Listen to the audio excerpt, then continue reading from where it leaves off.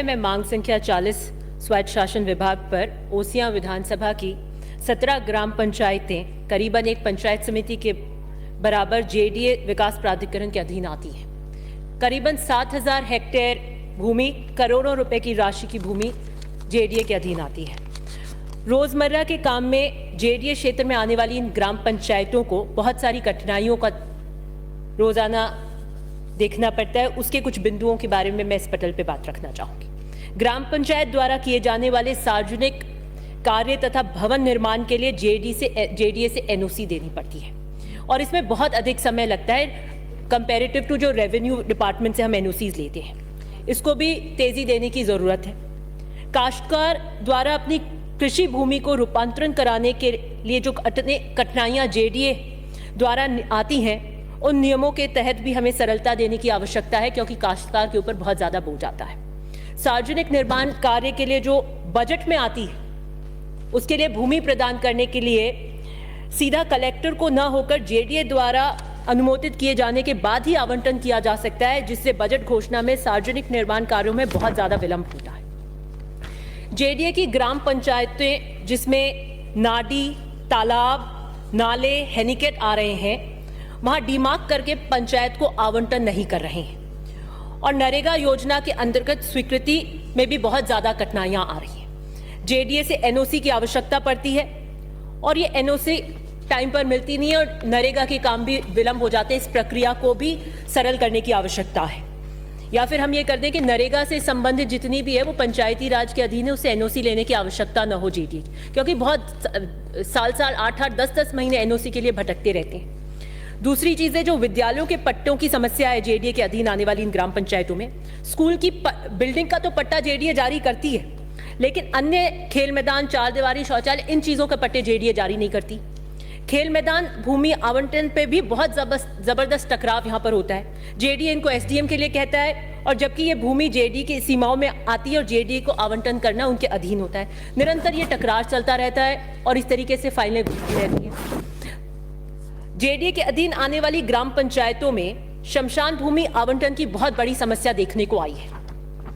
JDA द्वारा पूरे गांवों में शमशान भूमि में एक सार्वजनिक पट्टा जारी किया जा रहा है, जबकि हमारे यहाँ इन ग्राम पंचायतों के अंदर सभी जातियों के अलग अलग शमशान भूमि होती है।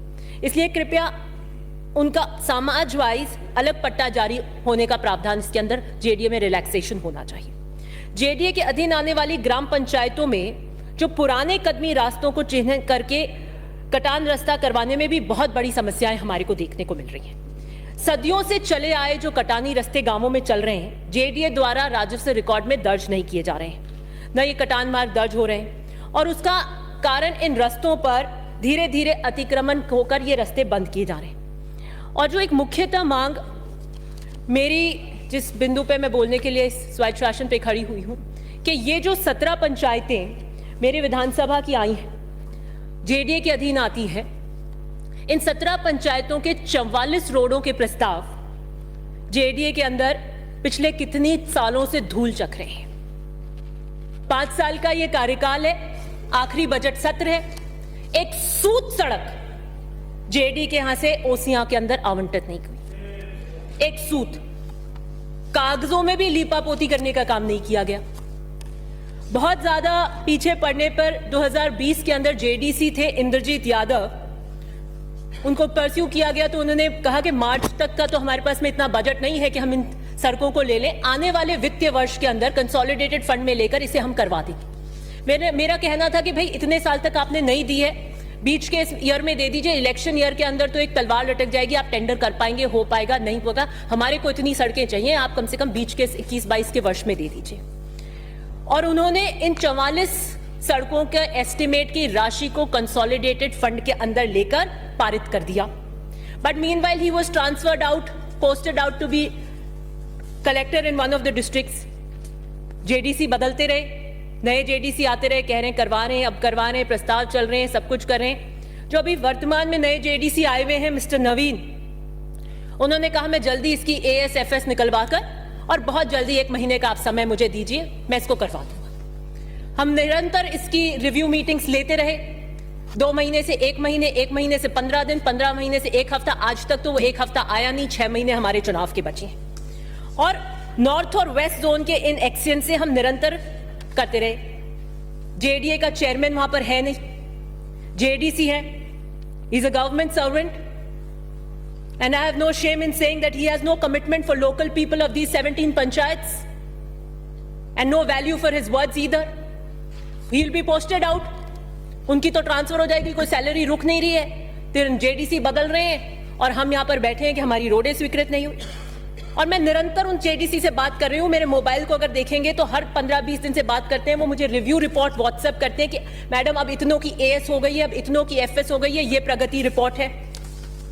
और लेटेस्ट में अब 2 दिन की स्थिति आपको बताना चाहती हूं कि मैंने लेटेस्ट में रिव्यू मीटिंग करी और मैंने नॉर्थ और वेस्ट जोन्स के दोनों एक्सचेंज को बताया। मैं दोनों नॉर्थ वेस्ट की इनको टेबल करूंगी यहां पर, और बात करके ये बात हुई कि 70% से ज्यादा जो रोड्स हैं उस पे पटवारी की रिपोर्ट बाकी थी। कुछ एएस हो गई, कुछ एफएस हो गई, कुछ एएस से एफएस के लिए प्रगति पर थी। आई कॉल द जेडीसी और मैंने जेडीसी से कहा कि 70% से ज्यादा दोनों के अंदर एक पटवारी की रिपोर्ट के लिए लंबित है। कितना टाइम लगता है एक पटवारी को जाकर एक रिपोर्ट लेकर आकर देने के लिए? आप साल भर से अंदर एक पटवारी की रिपोर्ट नहीं लेकर आ पा रहे हैं। क्या कमिटमेंट आप मुझसे रोज 1 हफ्ते और 1 दिन का कर रहे हैं? जेडीसी मुझे उत्तर देते हैं कि हम ओसियां को एक भी रोड नहीं देंगे। तो मैंने कहा कैसे नहीं देंगे? फिर आपने ये फ्यूटाइल एक्सरसाइज क्यों कराई? हर शाख पे उल्लू बैठा है।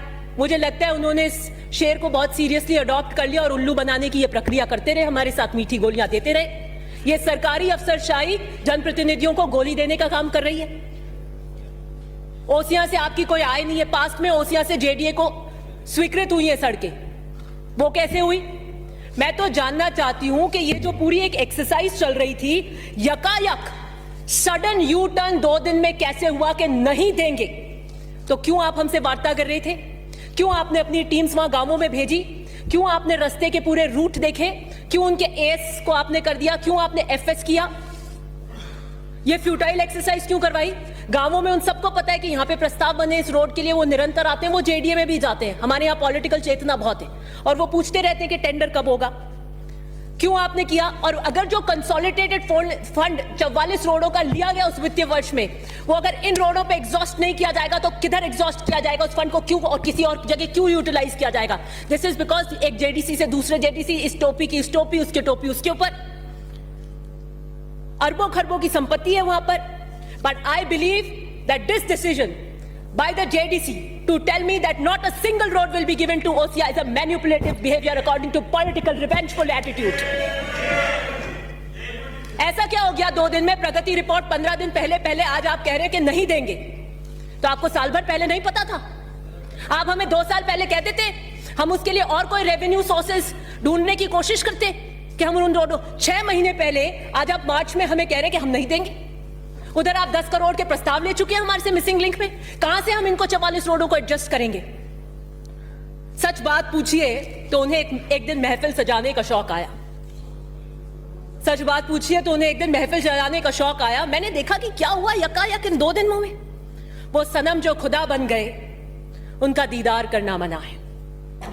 वो सनम जो खुदा बन गए, उनका दीदार करना, मंत्री जी का मेरे को दीदार ही नहीं हो रहा। उनकी महफिल में जब कोई आए, उनकी महफिल में जब कोई आए तो पहले अपनी नजरें झुका कर आए। समझ वालों समझ लेना, समझ वालों समझ लेना, समझ से काम लेना। समझ वालों समझ लेना, समझ से काम लेना। समझ में काश आ जाए, समझना समझना। समझ में काश आ जाए, समझना समझना, तो इतना ही कहना इस्तीफा देना। मैं उस महफिल का हिस्सा नहीं थी उस दिन। मुझे मत ऐसे तंग कीजिए और हैंड ट्विस्टिंग कीजिए। मैं तो 20 में भी अपनी जगह थी, 23 में भी अपनी जगह थी, आज भी सही जगह खड़ी हूं। Somebody who is a convict begging for mercy can be the minister. फिर मैंने फिर सोचा कि चलिए पॉलिटिकल रिवेंजफुल एटीट्यूड इन्हीं 2 दिन में क्यों हुआ? इसी 2 दिन के अंदर ऐसा क्या घटनाक्रम हो गया? तो मैंने पूछा, अर्ज करी बंदे परवर से। मैंने अर्ज करी बंदे परवर से, क्यों सितम ढा रहे हो हम पर? मैंने अर्ज करी बंदे परवर से, क्यों सितम ढा रहे हो हम पर? बात सुनकर हंसकर मुस्कुराकर वो बोले, हमसे टकराना मना है। मैंने भी मुस्कुराकर कह दिया, मैंने भी मुस्कुराकर कह दिया, गलत में हां से हां मिलाना मेरी विरासत नहीं है। प्रियंका गांधी जी के नारे को आत्मसात कर रही हूं। लड़की हूं, लड़ सकती हूं, द्रौपदी नहीं हूं। बाहरी कृष्ण की आवश्यकता नहीं है मुझे अपनी रक्षा के लिए। मैंने 10 साल जबर के अंधेरों में जिंदगी गुजारी है। मैंने 10 साल दोजख पे सजदे किए हैं। इस धरती पे दोजख का नाम कारागृह को कहता है। उसी कारागृह पे मैंने 10 साल सजदे किए हैं। मैंने कांटों से नहीं, फूलों से धोखे खाए हैं। मैं सहारों से धोखा खाई हूं, अब सहारों से बच के चलती हूं। मैं राजस्थान, इस मर्दों के प्रदेश में महिलाओं की और वीरांगनाओं की दबंग आवाज बनकर गूंज रही हूं। मेरा दोष क्या है? मेरा दोष क्या है? मेरा दोष क्या है? मेरी वारदात क्या है? मेरी वारदात कुछ भी नहीं। मेरी वारदात कुछ भी नहीं। सब बजा लेंगे आप। नहीं बोले। मेरी वारदात कुछ भी नहीं। हाँ थी। नहीं, मेरी वारदात कुछ भी नहीं। नहीं, हाँ थी। मैं पार्टी के प्रति फर्माबरदार थी। मंत्री महोदय चुनौती दे सकते हैं, मैं तो छोटी सी कार्यकर्ता हूं, बावफा फर्माबरदार हूं अपने दल के प्रति। मुझे इस 2 दिन के घटनाक्रम पे अफसोस होता है और मैं कह देना चाहती हूं, क्या पता एक रवैया शायद उन्होंने सोच लिया हो कि हम तो डूबेंगे जो डूबेंगे सनम, तुमको भी साथ लेकर जाएंगे। तो मैं नहीं डूबूंगी। मैं तो पहले भी नहीं आई थी। राठौर साहब ने बिल्कुल कर दिया। मैं तो धन्यवाद देना चाहती हूं जो रिट्रैक्ट कराए के सारे इस्तीफे, नहीं तो आज मंजर कहीं कुछ और होता। मैं तो उस वक्त भी साथ में नहीं थी। गुर्जर कितनी दिल की गहराइयों से आपको चाहते हैं यह सर्वविदित है। मीना समाज के कद्दावर नेता को उपाधि देते हैं। जाट समाज की बेटी मंजू को हैं। ये तीनों गुर्जर, मीना और जाट खेतिहार हैं और कांग्रेस के मूल वोट बैंक हैं। 45% से ज्यादा राजस्थान में इसका हिस्सा है। गजब की सोशल इंजीनियरिंग कर रहे हैं और 6 महीने बाद हम चुनाव में जाना चाहते हैं। यहां सितमगरी के तरीके सिखाए जाते हैं। यहां सितमगरी के तरीके सिखाए जाते हैं। निगाहें उठती नहीं, खम उठाए जाते हैं।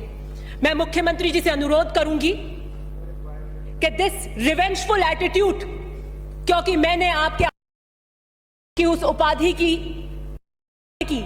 उस वक्तव्य की निंदा करी तो वहां पर जेडीसी मेरे ओसिया की 44 सड़कों को रातों रात मना कर देता है। This political revengeful attitude, let the Rajasthan see it, कि अगर मैं सही पर सही खड़ी होकर अपने दल के लिए, अपने समाज के लिए, मंजू जाट हमारे समाज का गौरव है, वो वीरांगना, अभी जाट महाकुंभ हुआ था, नहीं सुनेंगे हम इस तरीके की प्रथा। यह सुनने के लिए हम उच्च स्तर के सदन के अंदर नहीं खड़े हुए। आप हमारी पार्टी से हो सकते हैं और यह सरकार का वक्तव्य नहीं था। सरकार का वक्तव्य इतना था कि कब कब एफआईआर हुई और कब कब हमने अरेस्ट किया। और मैं इस बात का, मुख्यमंत्री जी के इस बात का समर्थन करती हूं कि हमें परिवार के बाहर नौकरी नहीं देनी चाहिए। उसका कारण है कि अगर हमने परिवार के बाहर नौकरी दी तो जो हमारा पीछे रूरल बैकग्राउंड है उसके अंदर हो सकता है कि पीआर में ब्लैकमेल कर ले के जाइए तुम नौकरी लेके आइए किसी की, नहीं तो हम घर में नहीं रखेंगे। It can be used as a tool against these women. इसलिए हमें परिवार के बाहर नौकरी नहीं देनी चाहिए। वो बच्चे, शहीद के बच्चे डॉक्टर, इंजीनियर, आईएएस बनने चाहिए, लेकिन किसी कारण अगर किसी की हेल्थ अच्छी नहीं हो, कहीं कोई एक्सीडेंट हो जाए और वो उच्च पदों के पढ़ाई नहीं ले पाए तो वो नौकरी उसके लिए रिजर्व होनी चाहिए। ये कहकर आप मत टालिए में गई और आपने कभी देवर को दिया है क्या? मत करिए इस तरीके से। आपने सरकार का, रुकिए मैं फिनिश कर रही हूं, ये सरकार का वक्तव्य मैं से अग्री करती हूं, लेकिन आपने वक्तव्य को कैसे पेश किया? आप कहिए कि उन्होंने बैन हैंडलिंग हुई, कांच फोड़े, ये किए, के समान कैसे कह देंगे? और उसकी प्रतिक्रिया क्या हुई कि आपने पहले उनके नेता को कहा और दूसरे दिन उन्होंने हमारे प्रभारी कह दिया। ये कौन सा उदाहरण हम सेट करेंगे? मैं अर्थ में इतना ही कहना चाहती हूं कि मैं मुख्यमंत्री से अर्ज करूंगी कि यकायक जो 44 रोडों को रोक दिया गया है उसमें आप सीरियसली इंटरवीन करिए। और मंत्री जी क्योंकि आजकल जिद पे आ जाते हैं और उनकी जिद सबसे बड़ी होती है, उसके आगे सब नतमस्तक हो जाते हैं। वो अगर जिद पे अड़ गए और ये रहा कि हम ये 44 सड़कें ओसिया में नहीं देंगे तो मैं इन्हीं वीरांगनाओं की तरह मुंह में घास लेकर ओसिया की जनता के लिए धरने में बैठूंगी। आप में दम है तो 3 बजे उठा लेना मेरे को। मेरे खून आरजू को वो समझ रहे हैं पानी, मेरे खून आरजू को वो समझ रहे हैं पानी। मेरी रोडे रोक कर नहीं कर मेरा हाथ मरोड़ पाएंगे आप। मैं सही के लिए खड़ी हूं उन जनप्रतिनिधि से, और कभी उसमें मेरे को गुरेज नहीं हुआ है। 6 महीने की अवधि है, हम सब चुनाव में जा रहे हैं। ये जो मिनिस्ट्री है इनके पास, जिस कलम से दस्तखत करते हैं, इस पे इतना मत इतराइए। ये भी उधार की है, ये भी उधार की है, और ऐसे दरिया तो बहुत चढ़कर उतर जाते हैं। धन्यवाद। बात तो सही है। दौड़ना तो पड़ता है। उसके धंधे के बारे में